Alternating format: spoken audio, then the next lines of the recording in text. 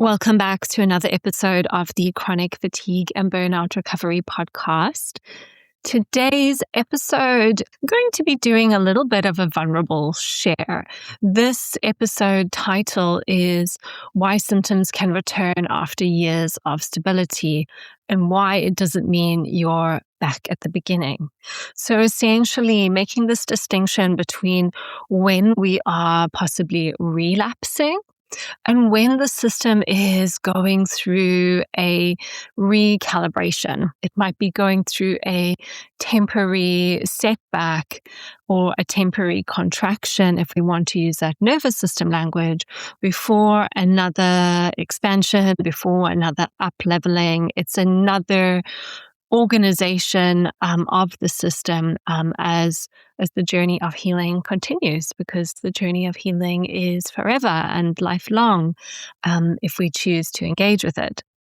And the reason why this episode is a little bit of a vulnerable share is because I want to share with you some things that I've been experiencing over the past couple of months. I have alluded to this in a previous episode when I talked about the different types of post-exertional malaise. And in that episode, I shared a little bit of a background of some of the things that have been happening to me recently. But this is an opportunity to go a little bit deeper and share more from personal experience, but also weaving in lessons for you, the listener, if you might be going through something similar right now. So let's go into the episode talking about why symptoms can return even after years of stability. And I guess the first thing to say here is when or if this happens to you, there can obviously be a lot of fear.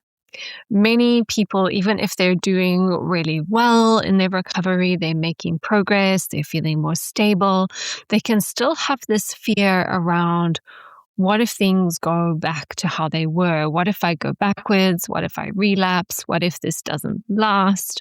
And it's really understandable that someone would have this fear because the nervous system remembers. The nervous system remembers some of the trauma and the past experiences of being unwell. And if there wasn't a little bit of like hypervigilance in the system around a potential setback or around something maybe changing again, that would probably be more abnormal. It would be more normal to actually continue to carry a little bit of hypervigilance around relapses or setbacks. But sometimes symptoms do reappear, and this can happen even as I work with clients who are in the more beginning stages of their journey. You know, we always talk about this concept that progress isn't linear. And so sometimes there can be some progress and then there's like a little bit of a setback again. And then sometimes there's some progress and then there's a little bit of a setback again.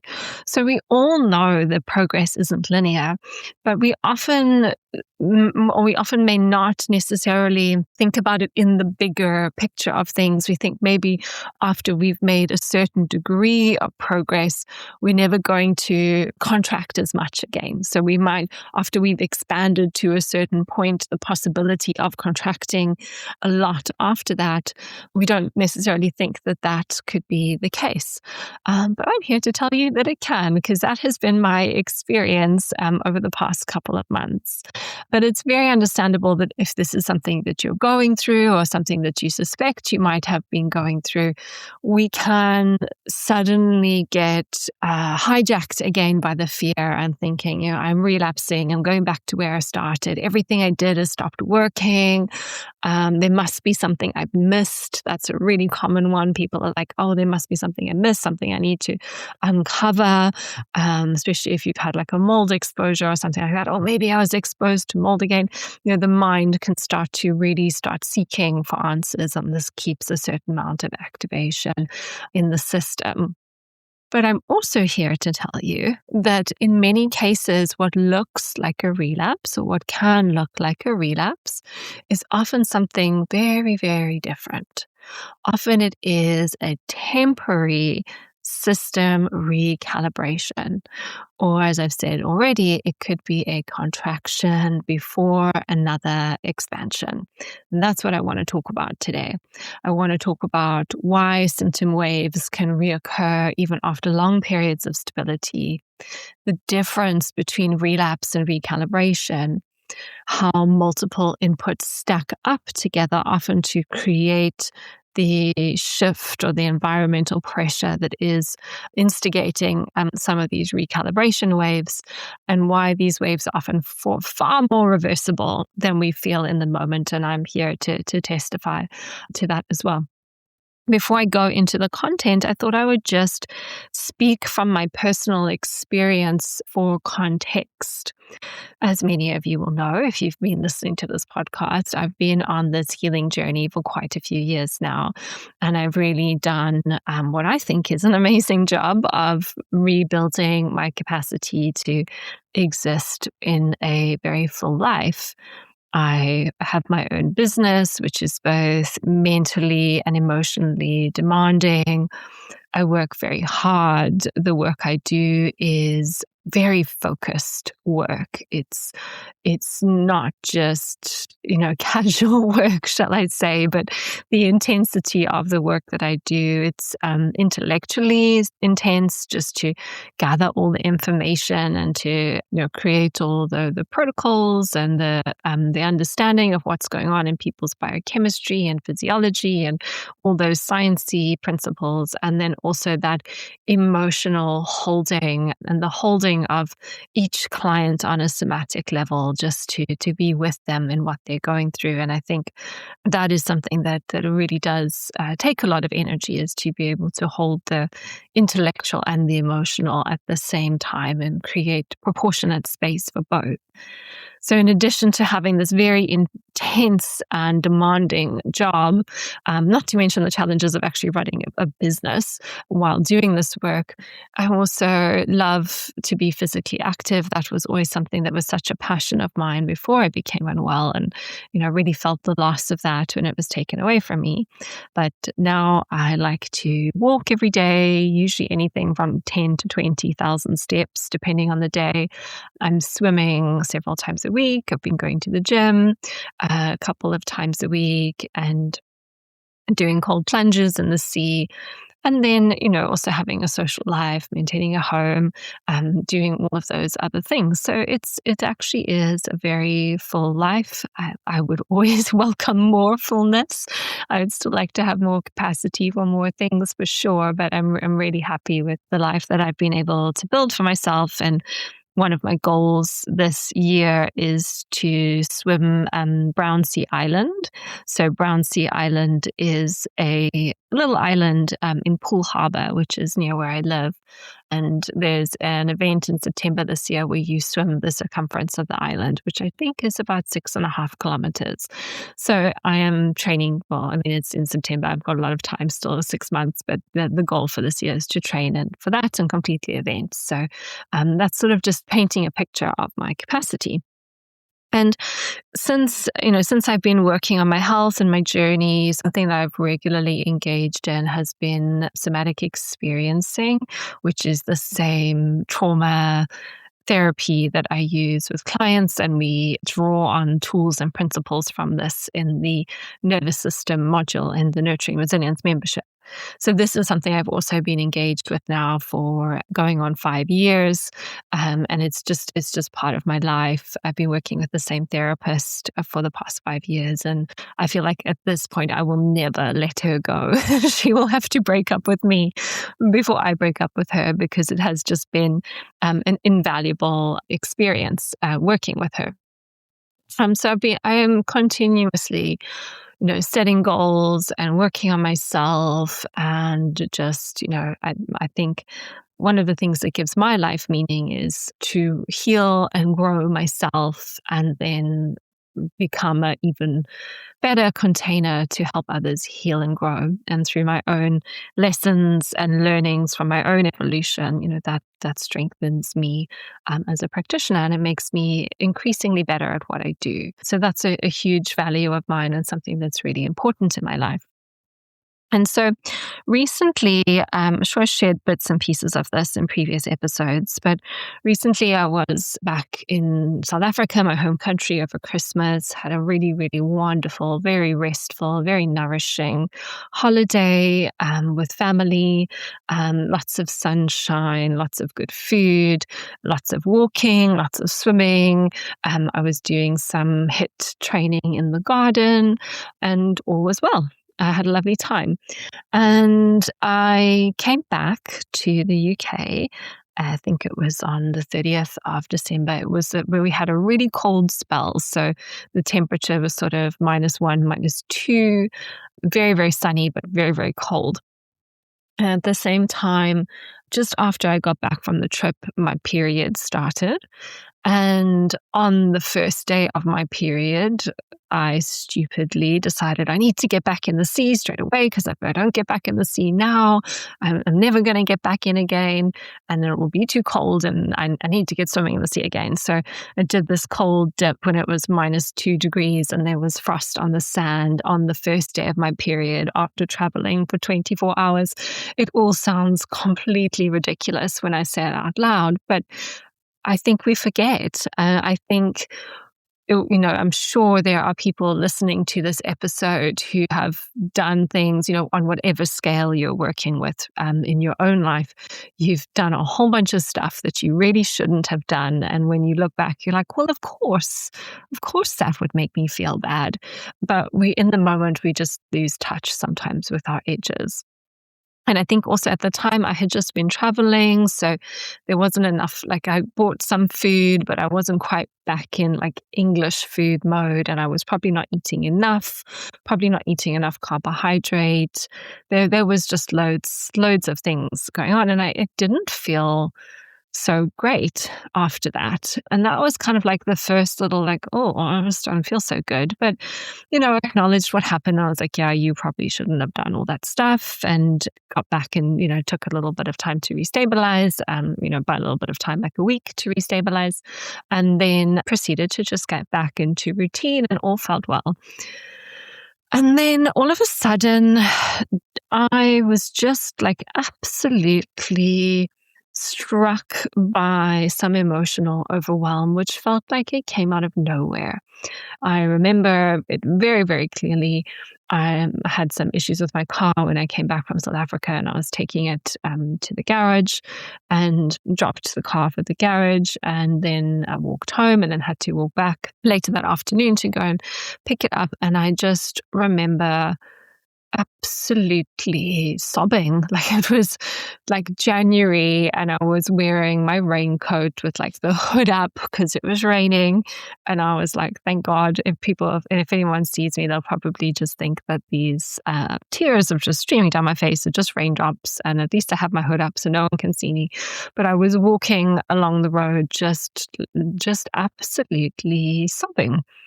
And what proceeded after that was more of the same, really, just periods of, I would say it was anxious sadness. So just real sort of heightened anxiety, and then real low sadness.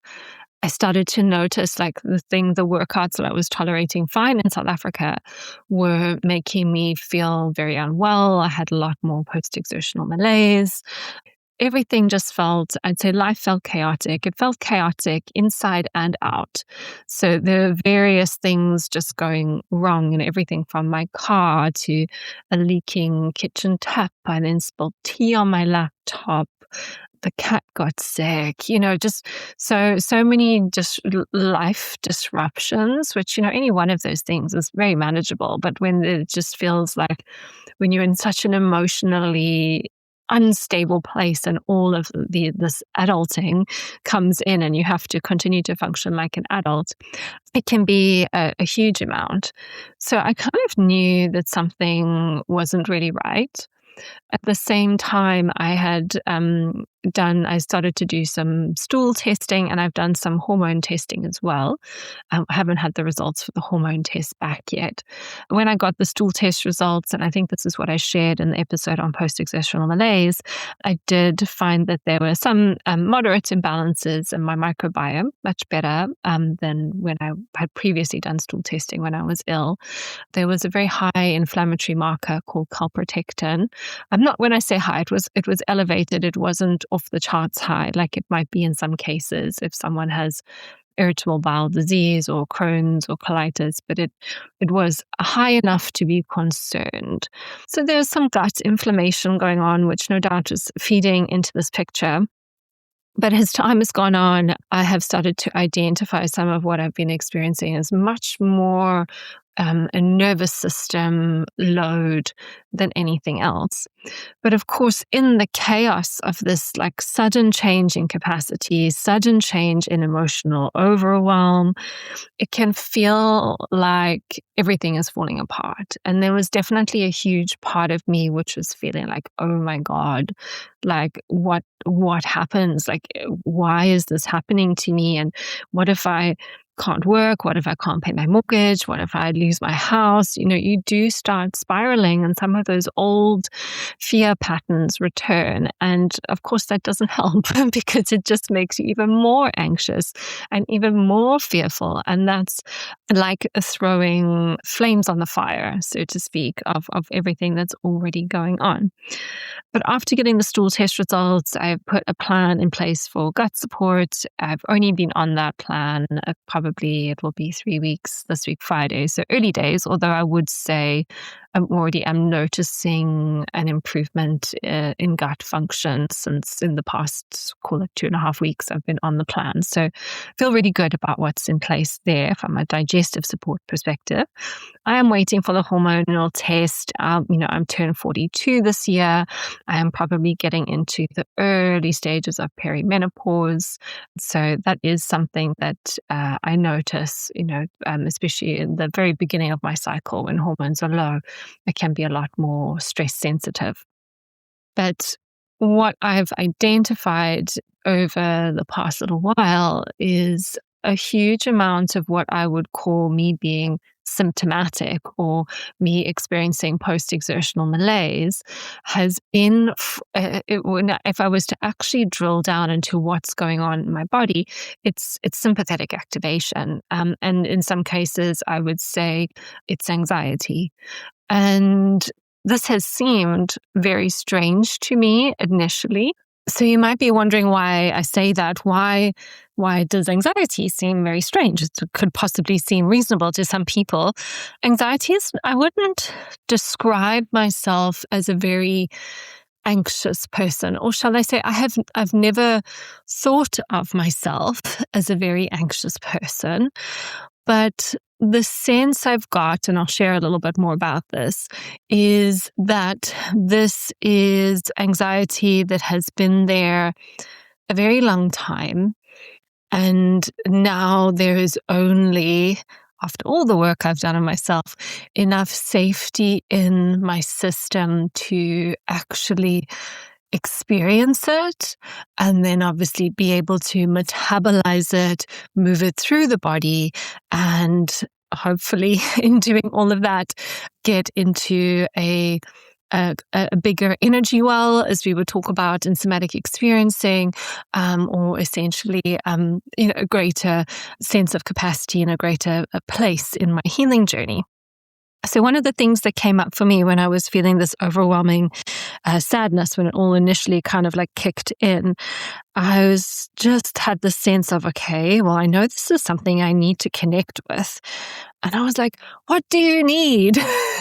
Not the most gentle or compassionate voice, but I was like, I don't know what you need. But what I was able to connect with was this sort of, I was like, this is just a very, very young part. This is a pre-verbal part, a part that doesn't necessarily have the words, which is why she can't tell you what she needs. And she is just like absolutely inconsolable.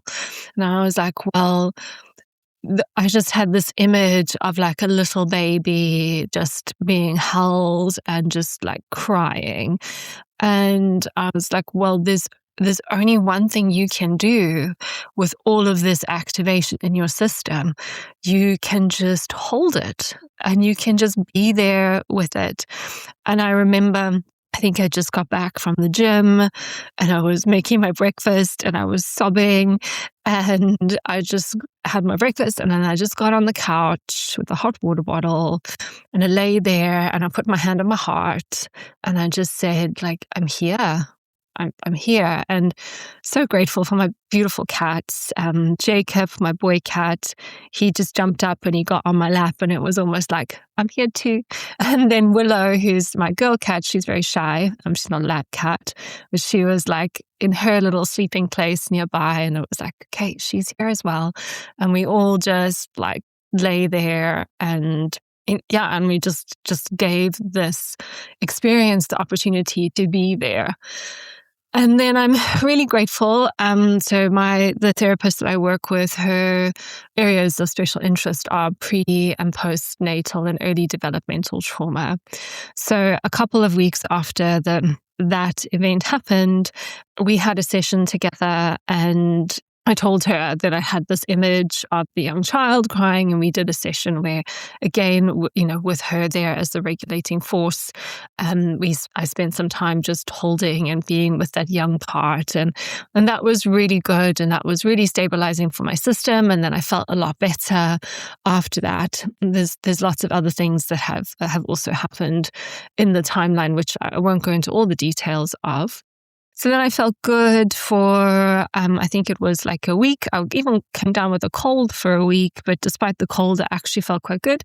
And then my period came, and with my period, it just felt like my anxiety skyrocketed through the roof again. And again, I probably did a little bit too much around that more delicate time of my cycle, just anxiety completely through the roof.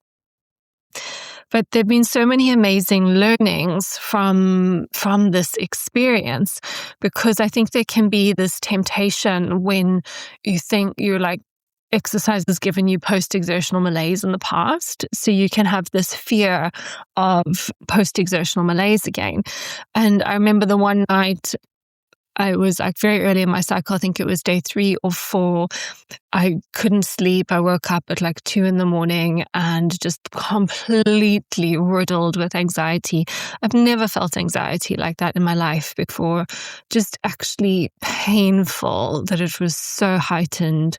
And there was just this feeling of just like wanting to scream, not in a scream of rage, but a scream of like, help me, like a small child that was absolutely desperate would scream. So very, very intense. And then I was just like, I just need to get up and move. So actually, all things being considered, I went to the gym. And by this point in time, I'd really scaled back my workouts. So I hadn't thrown the baby out with the bathwater and given up going to the gym completely. I just scaled back my workouts so that I was doing less work, basically taking on the recommendations that I made in the episode on the 3 types of post-exertional malaise, but reduce the volume right down, loads of rest breaks between each set. And when I came back from the gym, I was like, whoa, I feel so much better from the regulating impact of the exercise. So I learned that actually exercise in the right amount was helping me feel better and not worse. And swimming, for example, because especially swimming in the pool with the warm water, and when you swim, you tend to take a longer exhale and then the shorter inhale. So it's that focus on the breath, focus on the out breath, focus on the rhythm, focus on the movement, the warmth of the water. That was really supportive for me, provided I just did like a mile and not 2 or 3. And then just walking, being outside, I would just go walk and just slowly, gently, really mindfully tuning into my body. Often I would walk and I would just cry. But I was with this understanding is like, this is all just energy that needs to move. And so some days it would feel really bad and I would I'd just be trying to get through the day. And then other days I could really bring myself back through the regulating exercises, and little by little, more capacity was coming back into the system again. And yeah, I think the first sort of really low, emotionally low day I had was a couple of months ago now. So it's been 2 months of really working through this. My therapist also suggested that we increase the frequency of our sessions, which was a really good idea.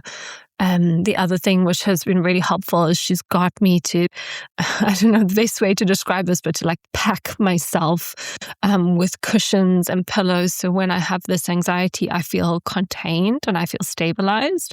So I'll put a rolled up yoga mat. I'll sit on the sofa or in my bed up against the headboard with a rolled up yoga mat supporting my spine.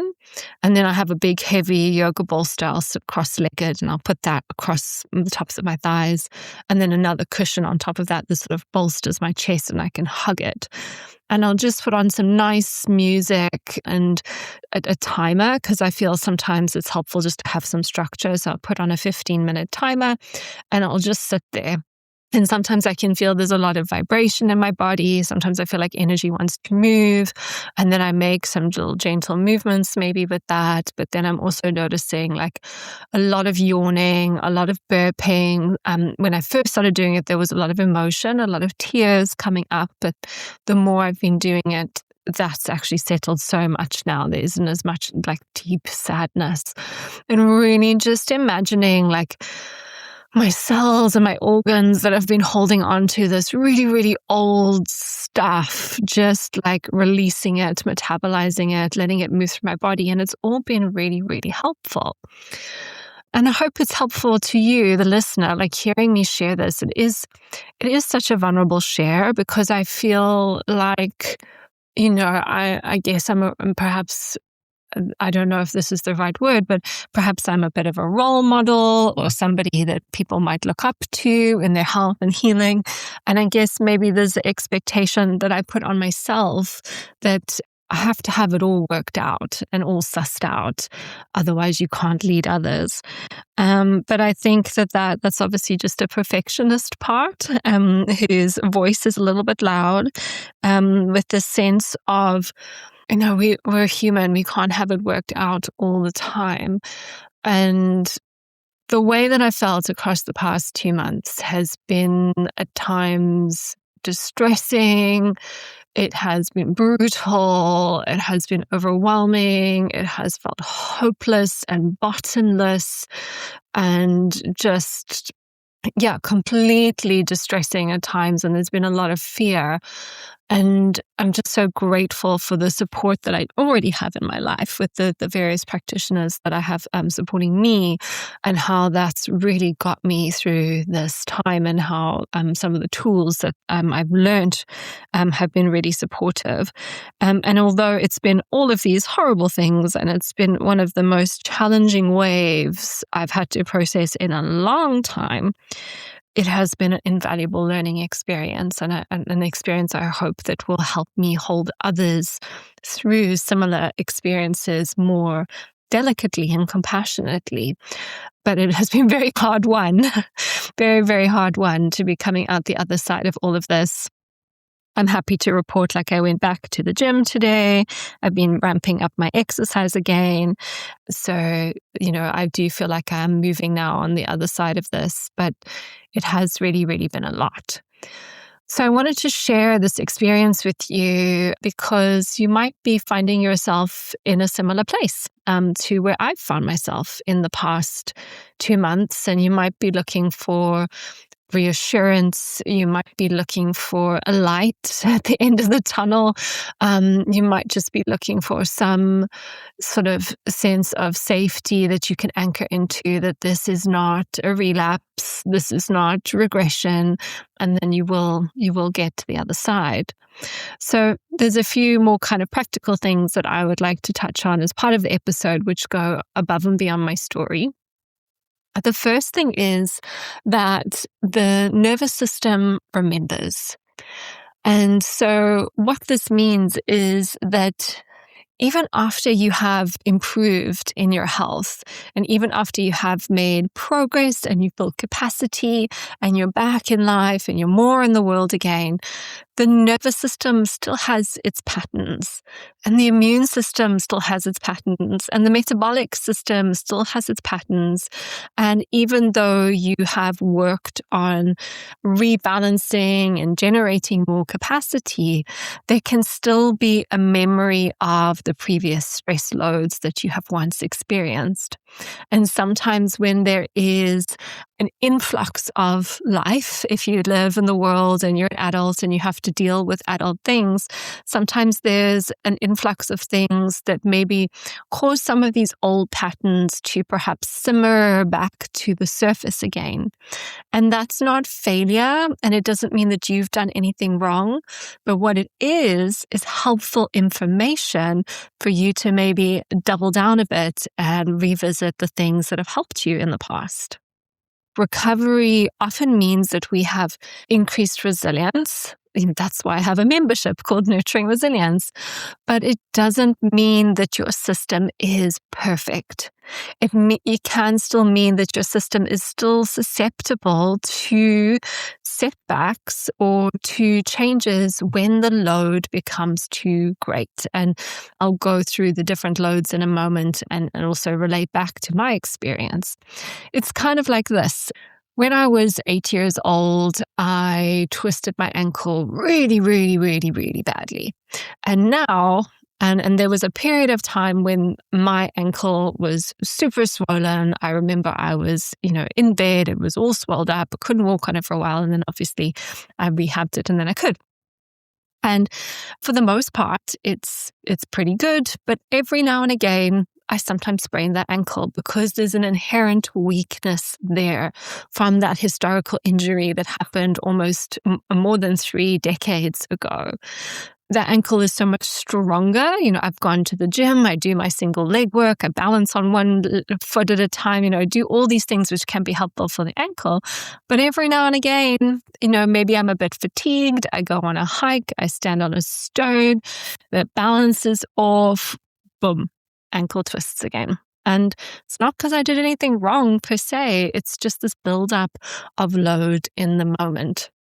And people with chronic illness, they often have sensitive systems. My system is so sensitive. It's never going to change, unfortunately.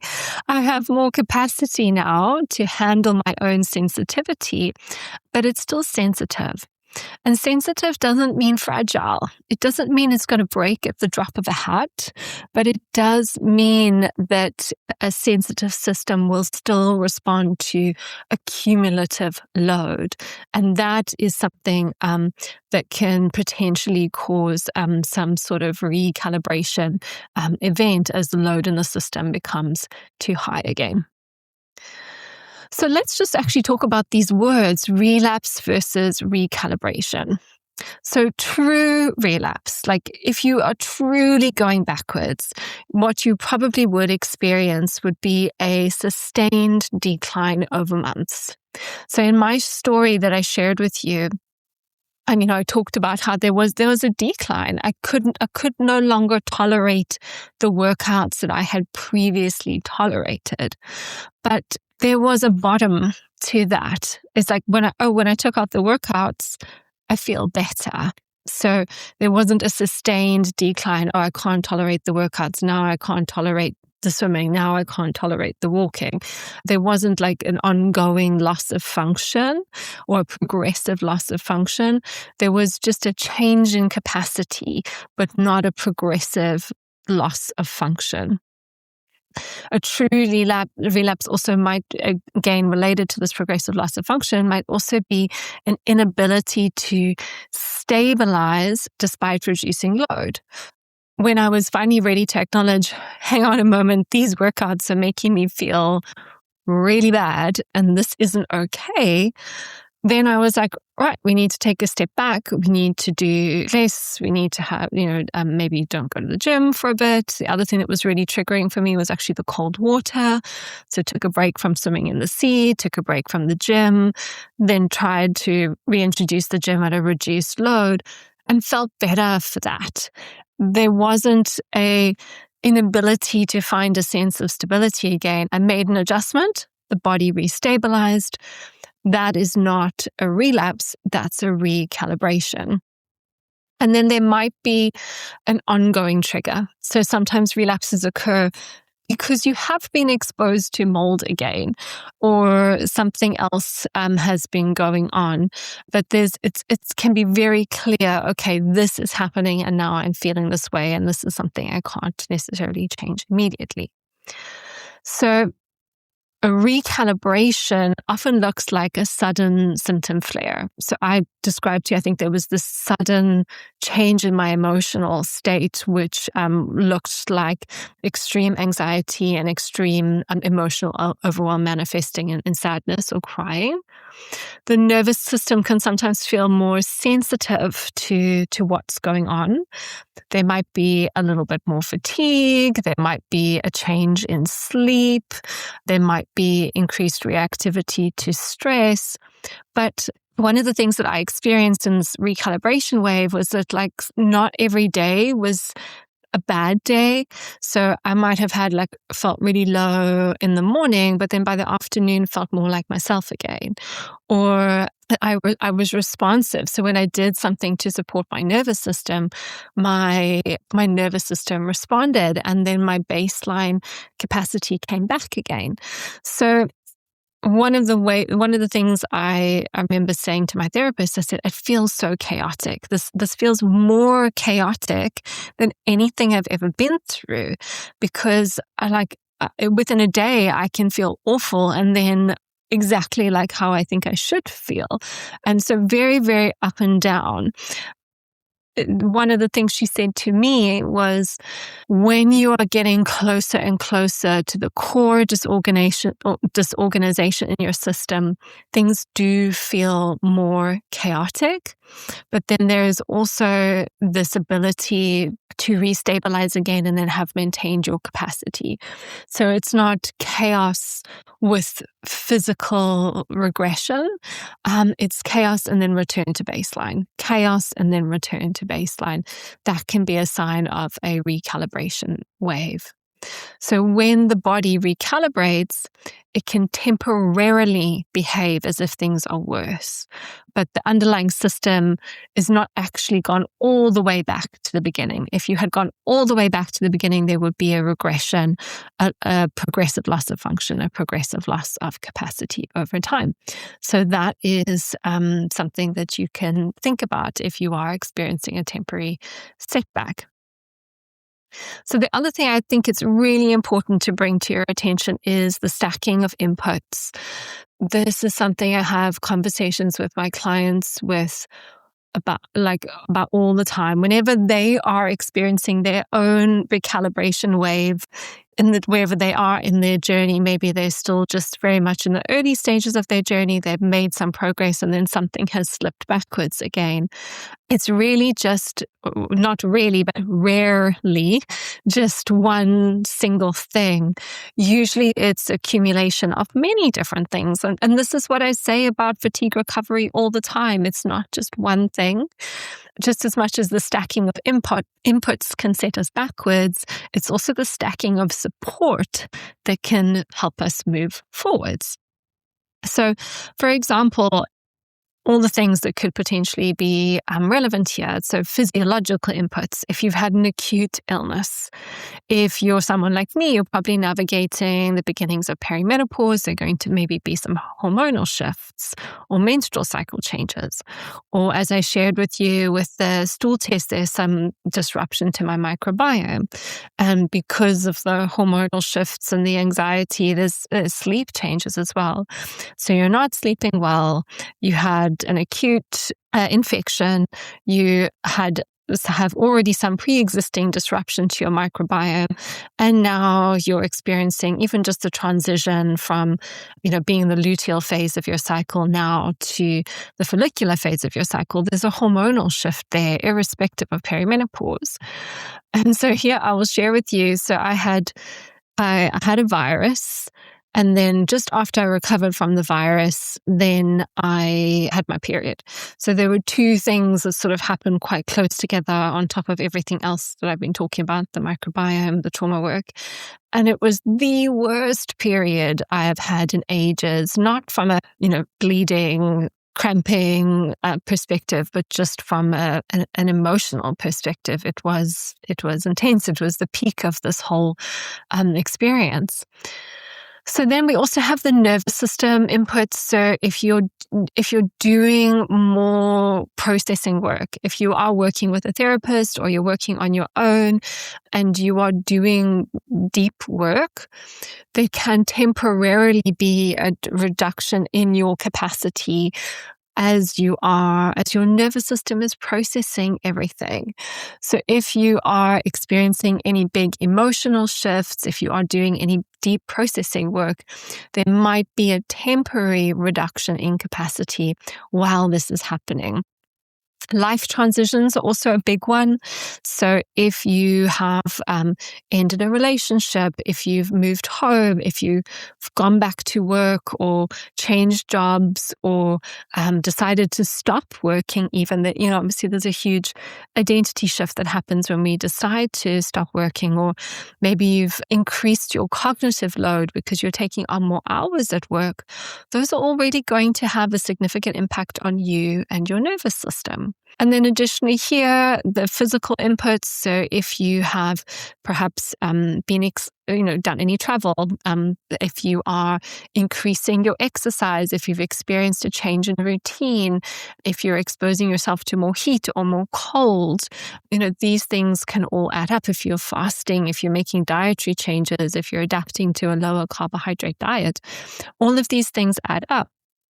So if I was to go through these and sort of, I went through the physiological ones, but additionally, so we had the virus, the microbiome disruption, the hormonal shifts, the menstrual cycle, the processing, then recent travel to South Africa.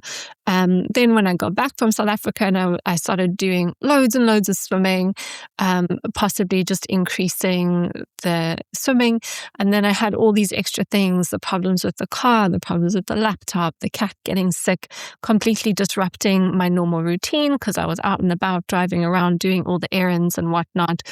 When I speak it all out loud to you here, I'm like, whoa, that was so much. That was really a lot. And no wonder you had to take this temporary step back on some of your other commitments like exercise, to give space just for all of life to happen. And I think, exercise is the one thing that I just love the most. So it's always going to be the thing that I hold onto and grip onto so tightly.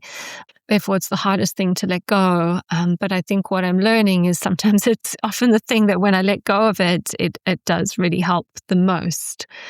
So all of these things, all of these inputs, they stack together. It's not one thing, it's everything, but together they can temporarily exceed the system capacity.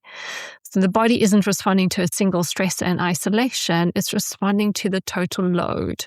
And even though this response to the load is temporary, these waves can often look dramatic.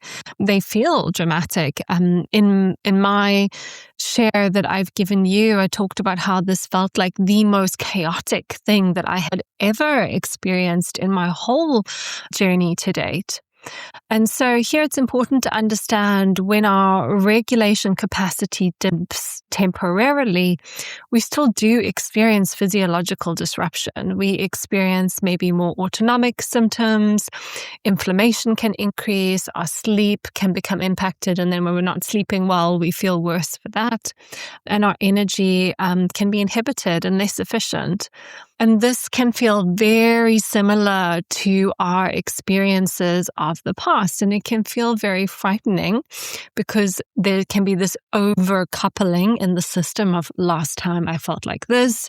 It was very traumatic. But we have to understand that even though the flavor of what we're experiencing is similar, the internal system is different because you have more regulation capacity.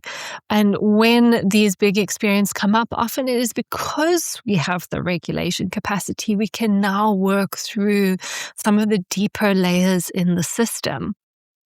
You also understand your body better. You understand how to pace better. You understand this whole process and how to take care of yourself better. And that really counts for something. It means you can turn the ship around pretty quick. You know how to reduce load. You know where it matters for you. And the physiology is not the same as the prolonged dysregulatory state that you probably experienced at the onset of illness. You've come a really long way.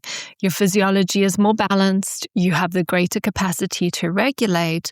And so even though there is some disturbance, there isn't as much dysregulation in the system as there once was.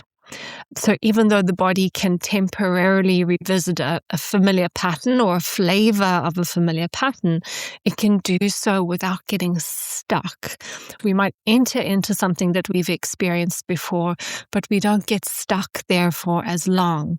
So for example, in the past where it could have been weeks or months even, now it might just be a number of hours or even a number of minutes in some cases.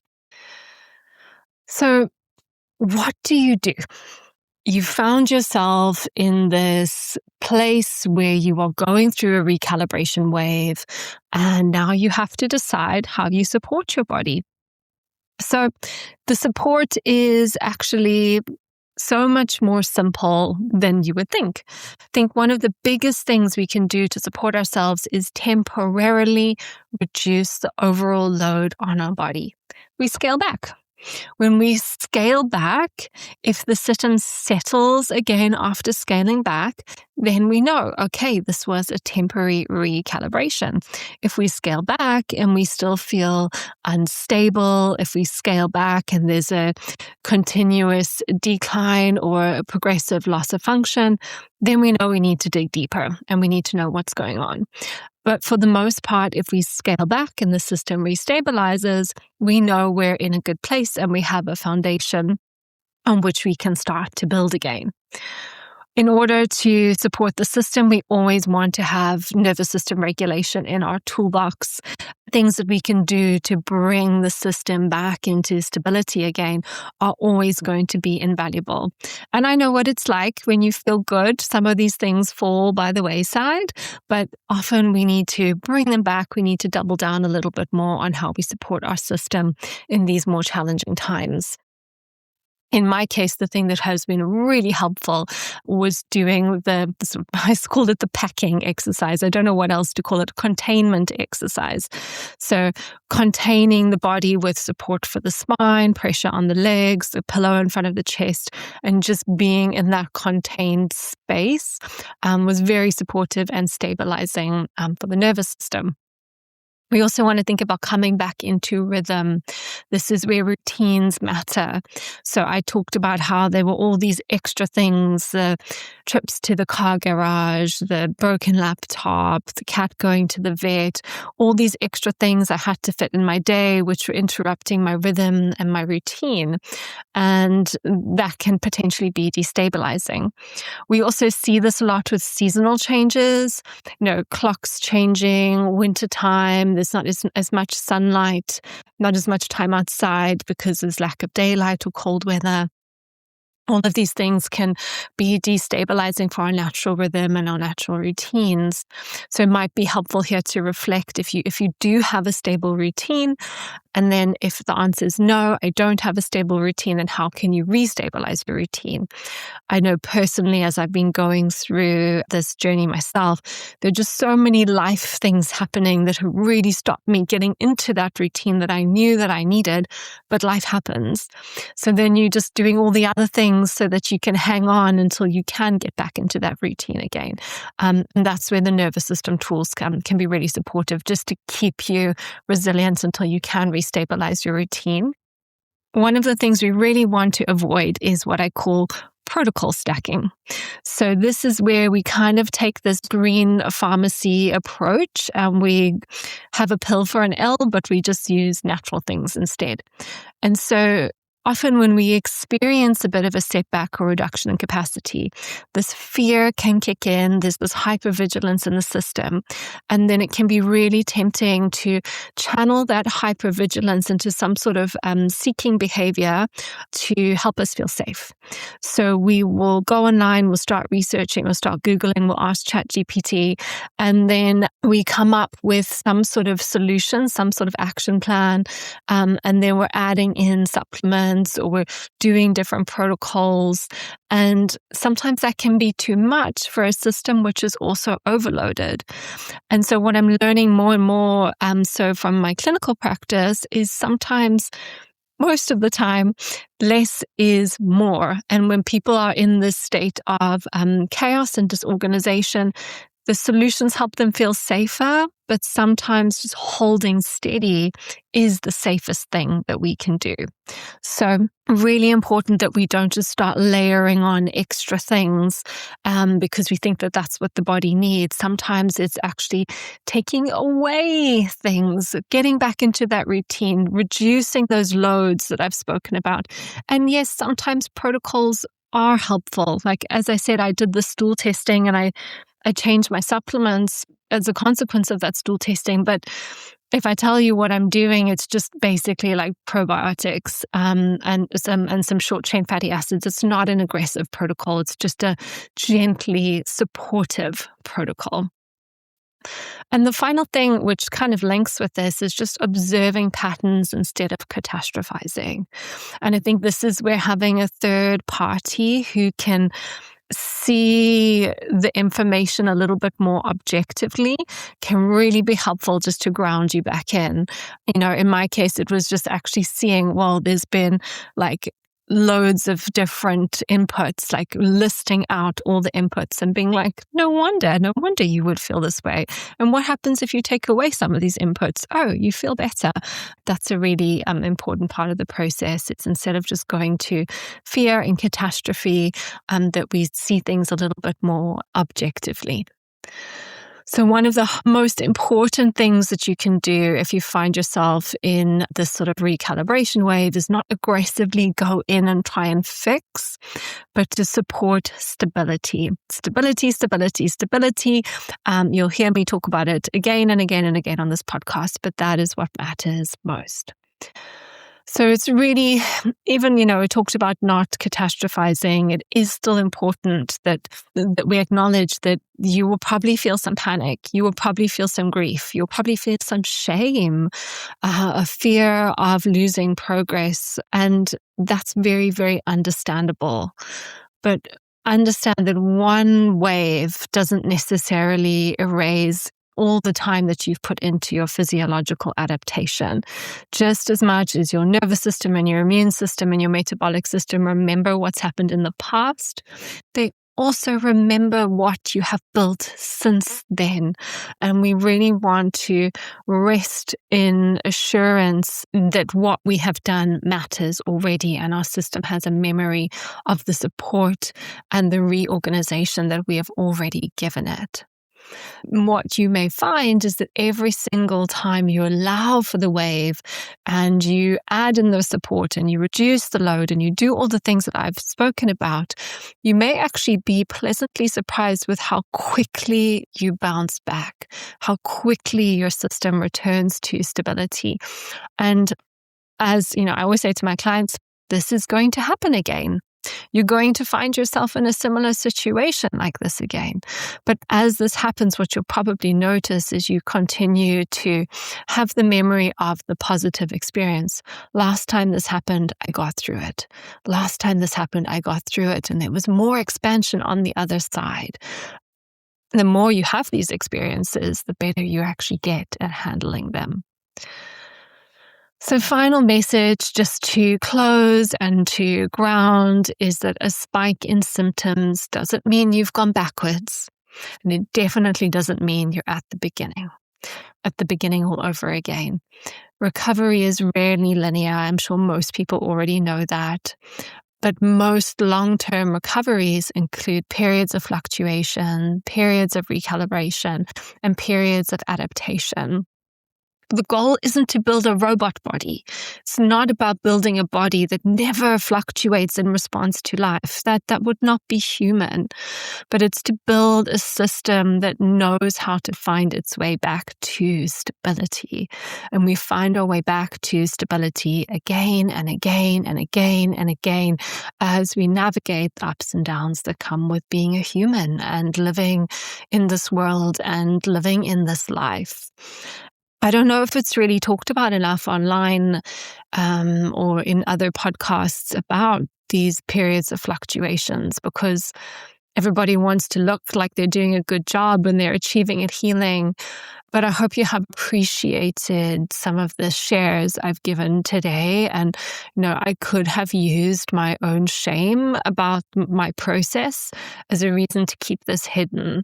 But instead, I've used my courage to present it to you today. And I hope if you are going through a hard time, if you are struggling with a recalibration wave, this has given you some insight, something to anchor into.